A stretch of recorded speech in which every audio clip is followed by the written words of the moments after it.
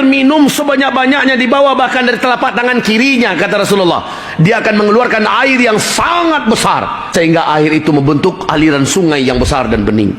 Luar biasa, Pak. Saya percaya kalau itu adalah Tuhan, apalagi orang yang nggak pernah ngaji. Rasul bersabda ketika Dajjal keluar, 3 penduduk bumi ini dari kalangan anak cucu Adam akan sujud menyembah Dajjal. 2/3. Dan yang paling banyak dari umatku nanti menjadi penyembah Dajjal adalah kaum wanita, kata Nabi. Makanya kata Nabi sallallahu Dajjal nanti sampai ke kota kalian.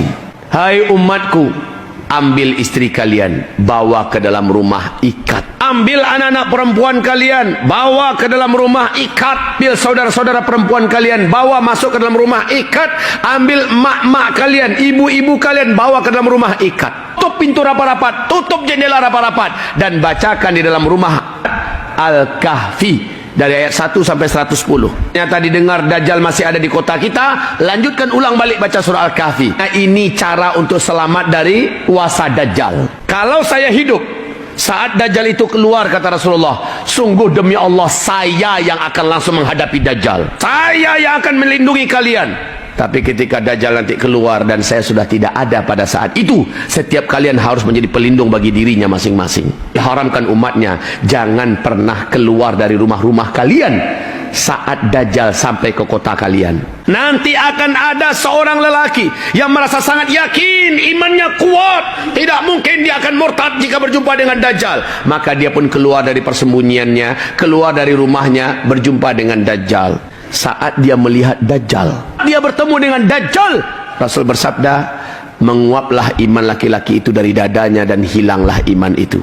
Dia kafir kepada Allah, dia sujud menyembah Dajjal.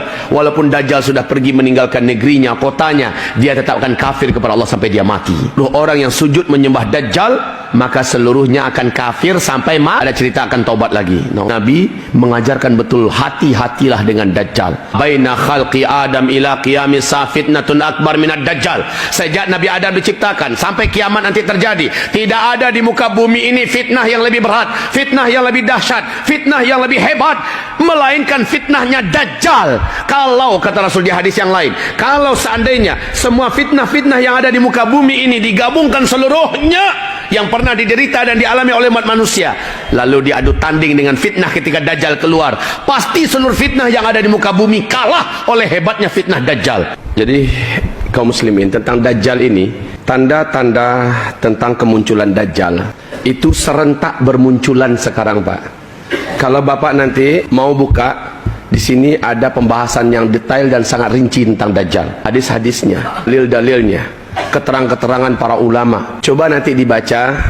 Menjelang Dajjal keluar, Rasul mengatakan sallallahu alaihi wasallam, kondisi secara global umatnya adalah sebagai berikut. Pertama, kalian akan menyaksikan berbagai macam kegaduhan, keributan dan kezaliman membungkus bumi di mana-mana. Kedua, terjadi merata di seluruh dunia kaum muslimin. Mengatakan, bila kondisinya sudah demikian, maka ada orang-orang yang demi dunia pada masa itu rela dia mencampakkan agamanya. Dia masih beriman, sorenya dia sudah menjadi menurut Allah. Pagi sorenya dia masih beriman, besok paginya dia sudah kafir menurut Allah. Demi dunia, demi jabatan, demi pangkat, keterkenalan dan sebagainya, mereka jadikan agama bergadaikan. Fa idza kana dzaka, kalau zaman seperti itu sudah nampak dan terjadi, fantazirid dajjal mi yaumihi, tunggulah